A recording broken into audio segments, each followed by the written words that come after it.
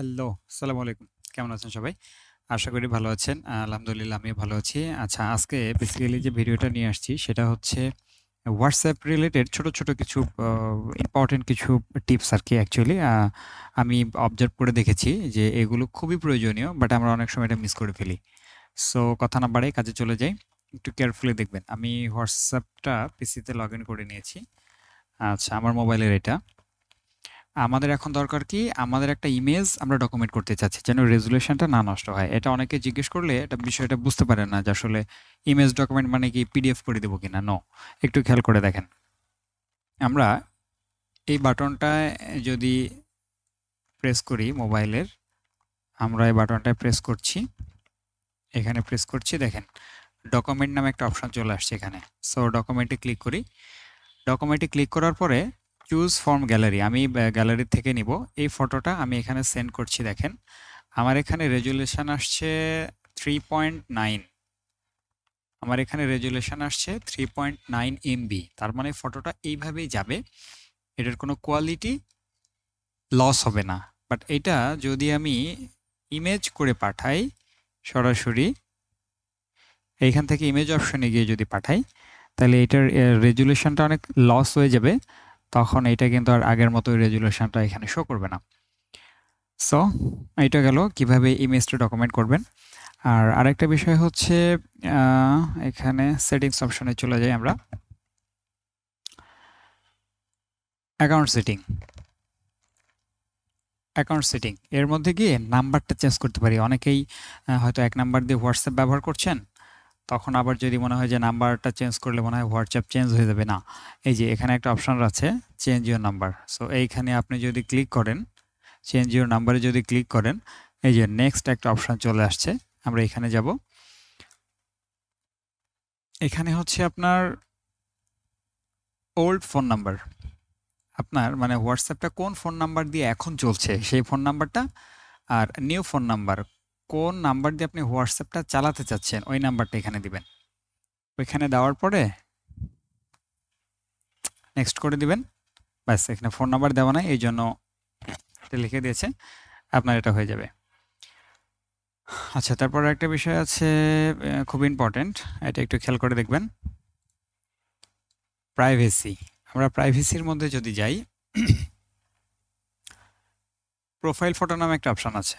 Profile photo, এখানে আমার profile photo দেওয়া আছে এভরিওয়ান। এইখানে যদি আপনি নোবডি করে রাখেন, আপনি যতই হোয়াটসঅ্যাপের প্রোফাইল ফটো সেট করেন, আপনার এই প্রোফাইল ফটোটাকেও দেখতে পাবে না। সো এটা খেয়াল করবেন একটু, এখানে যেন এভরিওয়ান থাকে, তাহলে আপনার প্রোফাইলের যে ফটোটা এইটা হচ্ছে দেখতে পাবে। আর আরেকটা বিষয় আছে সেটা হচ্ছে লাইভ লোকেশন। লাইভ লোকেশনের বিষয়ে আবার একটু হ্যাসেল হয় অনেক সময়, যে এটা কিভাবে দিব, হচ্ছে না, পারছি না। তো সো যাকে আপনি বা যে গ্রুপে বা যাকে আপনি হোয়াটসঅ্যাপের লাইভ লোকেশন দিচ্ছেন,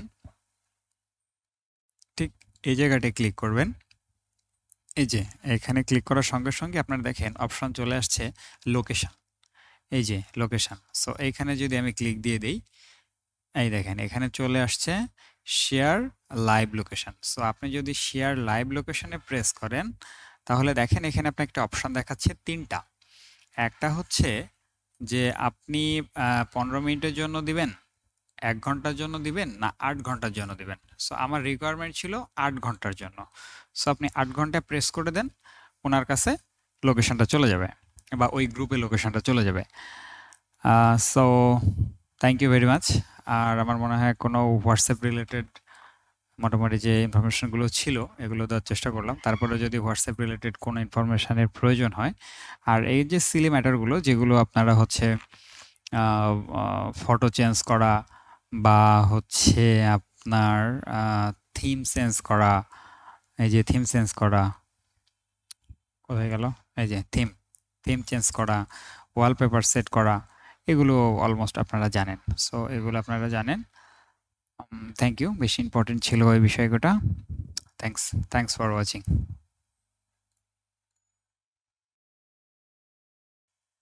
আরেকটা বিষয় আছে সেটা হচ্ছে অনেক সময় হোয়াটসঅ্যাপে কি চাওয়া হয়, ইমেজ চাওয়া হয় যে ভাই এই ফাইলটা আছে, এই ফাইলটা এক্সেল ফাইল, এটা আমার ইমেজ করে দেন। তো তো এইটা করতে একটু সমস্যা হয়, এটা একটু খেয়াল করে দেখেন। যতটুকু আপনার লাগবে ততটুকু এখান থেকে সিলেক্ট করে নেবেন, কপি করে নেবেন। কপি করে নেওয়ার পরে আপনি চাইলে এখানে এই যে পেস্ট অ্যাজ ফ্লোটিং ইমেজ, এখানে চাইলে এখান থেকে ইমেজটা কপি করে আপনি এক্সেল এভাবে পেস্ট করে দিতে পারেন, এই যে চলে আসছে। অথবা আপনি এই জায়গাটায় যখন কপি করবেন, পুরোটা এইভাবে কপি করে নিয়ে আপনার পিসিতে হোয়াটসঅ্যাপ ওয়েব যেটা, এখানে কন্ট্রোল ভি পেস্ট করেন, অটোমেটিক্যাল এটা ইমেজ হয়ে যাবে। আচ্ছা, আবার অনেক সময় কি হয় যে এক্সেল ফাইলটাই পাঠানোর প্রয়োজন হয়। তো যখন এক্সেল ফাইলটা পাঠানোর প্রয়োজন হবে, আপনি ডেফিনিটলি যেখানে পাঠাবেন সেটা সিলেক্ট করে রাখবেন।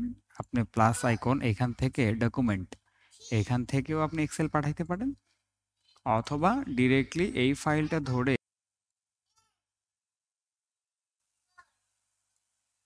এই যে চলে আসছে